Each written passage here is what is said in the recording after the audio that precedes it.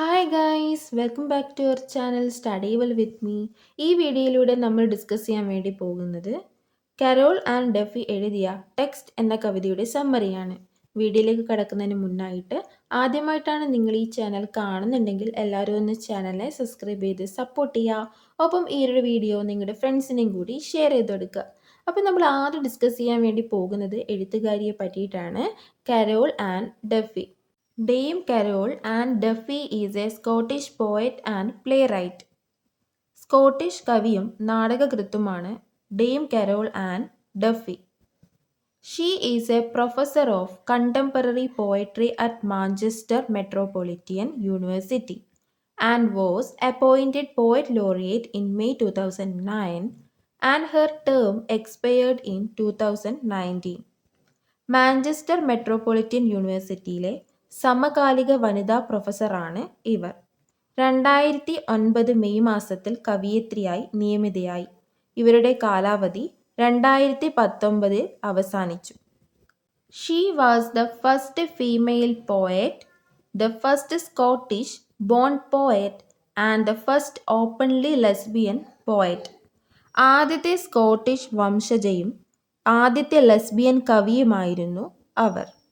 ഇവരെഴുതിയിട്ടുള്ള കുറച്ച് ഫേമസ് ആയ വർക്ക്സ് നമുക്ക് നോക്കാം. Beauty and the beast, fifth last song headland, take my husband, little woman big boys, loss, etcetera. ഇനി നമുക്ക് നമ്മുടെ കവിതയിലേക്ക് വരാം. കവിതയുടെ പേരാണ് ടെക്സ്റ്റ്. ഇത് സോണറ്റ് ആണ്, 14 ലൈൻസ് ആണ് വരുന്നത്. ടെക്സ്റ്റ് എന്നതുകൊണ്ട് ഉദ്ദേശിക്കുന്നത് നമ്മൾ വായിക്കുന്ന ടെക്സ്റ്റ് ഒന്നുമല്ല, നമ്മൾ മൊബൈൽ ഫോണിൽ അയക്കുന്ന ടെക്സ്റ്റ് മെസ്സേജസിലെ അതിനാണ് ടെക്സ്റ്റ് എന്നിവിടെ ഉദ്ദേശിക്കുന്നത്. ഇനി കവിത വായിച്ചിട്ട് എക്സ്പ്ലെയിൻ ചെയ്യാം. I tend the mobile now like an injured bird. We text text text our significant words. I read your first, your second, your third.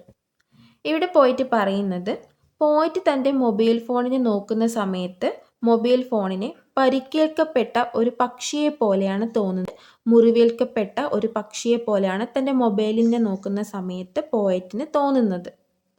Writer അവരുടെ പാർട്ട്ണറുമായിട്ട് ടെക്സ്റ്റ് ചെയ്യാറുണ്ട്, മെസ്സേജ് അയക്കാറുണ്ട്.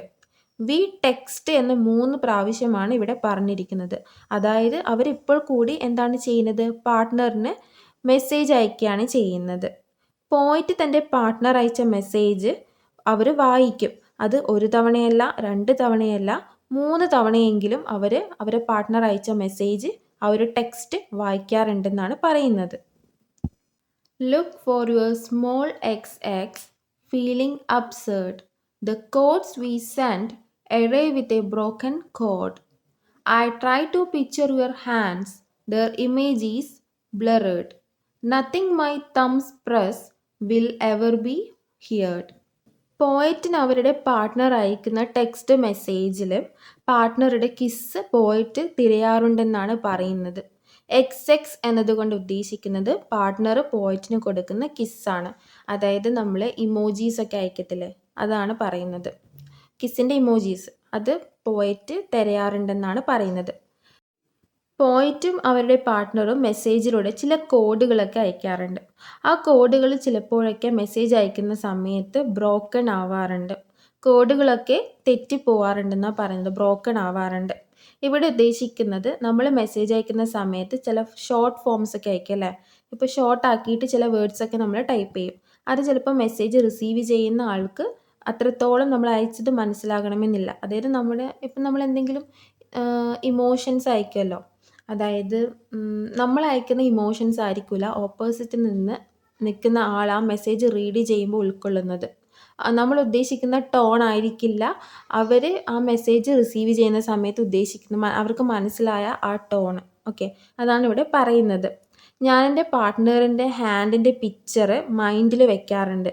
ആ ഒരു പാർട്ട്ണറിൻ്റെ ഹാൻഡിൻ്റെ ചിത്രം, പക്ഷേ അത് ബ്ലറായി പോവുകയാണ് ചെയ്യുന്നത്. അതൊരിക്കലും എനിക്ക് ക്ലിയർ ആയിട്ട് വരുന്നില്ല എൻ്റെ മൈൻഡിൽ. അത് ക്ലിയർ അല്ലാതെയാണ് എൻ്റെ മൈൻഡിലേക്ക് വരുന്നതെന്നാണ് പറയുന്നത്.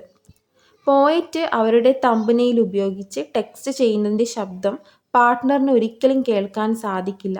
നമ്മൾ ടെക്സ്റ്റ് ചെയ്യുന്ന സമയത്ത് സൗണ്ട് ഉണ്ടാവുമല്ലോ, കീബോർഡിൻ്റെ സൗണ്ട് ഉണ്ടാവും. അപ്പോൾ ആ ഒരു സൗണ്ട് ഒരിക്കലും അപ്പുറത്ത് നിൽക്കുന്ന പാർട്ട്ണറെ കേൾക്കാൻ സാധിക്കുന്നില്ല എന്നാണ് പറയുന്നത്.